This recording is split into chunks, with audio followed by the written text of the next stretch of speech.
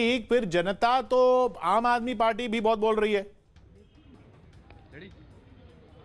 देखिए, जनता दिल्ली में क्या करेगी ये इस बार बहुत टफ सवाल है। जैसा कि निशांत इशारा भी कर रहे थे कि इस बार चुनाव बहुत टफ होना है और स्ट्रेटेजिकली जहां पोजीशन है उसके बाद बिहार का चुनाव है, तो एक बड़ी स्टेट का चुनाव भी होने जाएगा इसके बाद।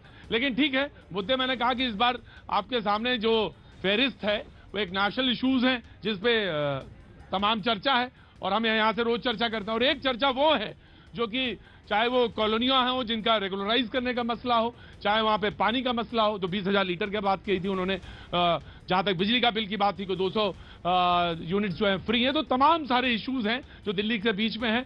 और अच्छा जरा एक मिनट प्रतीक एक मिनट पब्लिक से पूछेंगे कि ये कॉलोनियां नियमित करना वो किसको श्रेय दे रही है, क्योंकि दोनों श्रेय ले रहे हैं। वो कह रहे हैं बीजेपी ने क्या, वो कह रहे हैं आम आदमी पार्टी ने क्या। पब्लिक क्या कह रही है, किसने की रेगुलराइज कॉलोनी? आज का मसला नहीं किशोर, ये आज का मसला नहीं है। लोगों ने तो सर्टिफिकेट तक बांट दिए थे रेगुलराइज होने के चुनाव से ठीक पहले। वो आपको भी याद होगा, मुझे भी याद है। उसके बाद चुनाव हो गए थे।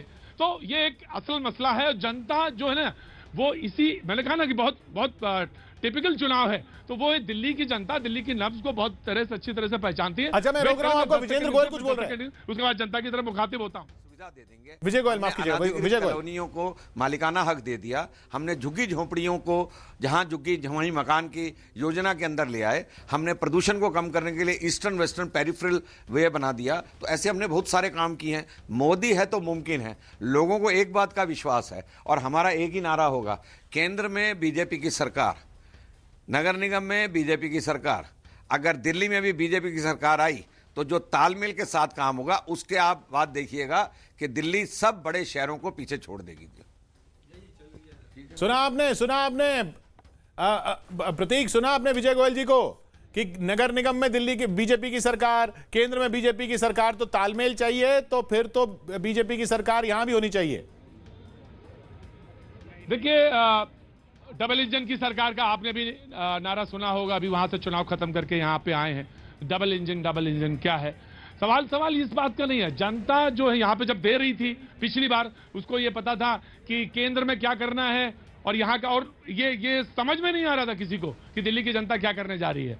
तो ये चुनाव मैं आपसे पहले भी कह रहा हूँ कि ये बहुत इंटरेस्टिंग होने वाले हैं और कई तरह से एक आराम है। जी जी सर जी, मैं कह रहा था कि ये जो अटल बिहारी वाजपेयी ने पहले डेस्यू था दिल्ली में बिजली का सिस्टम, अटल बिहारी वाजपेयी, ये केजरीवाल जी कहते हैं मैंने चेंज ओवर कराया है। ये चेंज ओवर करके एनडीपीएल और बीएसएस को जो आधा दिल्ली बांटा गया है वो अटल बिहारी वाजपेयी करके गया। आप क्या नाम है आपका? गुलशन कटारिया। मैं बिजली गुलशन कटारिया साहब कह रहे हैं फिर 2002 की बात है और शीला जी की सरकार थी। तो वो जी मुझे मालूम है सर, वो मुझे मालूम है जी। Very short. देखिए, दिल्ली का चुनाव इसलिए दिलचस्प लगता है, यहाँ जनता पिछले कुछ समय से बहुत डिसिसिव मैंडेट दे रही है और ऐसा नहीं कि एक ही तरह। आप देखिए लोकसभा चुनाव में किस तरह से सीधे मोदी जी के पक्ष में गई, उससे पहले केजरीवाल के पक्ष में गई।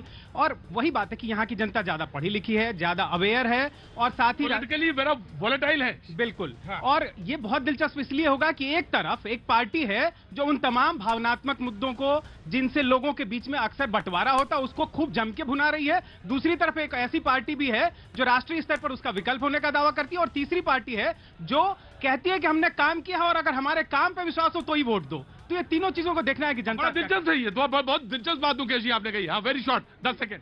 देखिए, दिल्ली दिल वालों की है और दिल वाले जानते हैं कि सारे दिल में क्या है ये सब पता चले।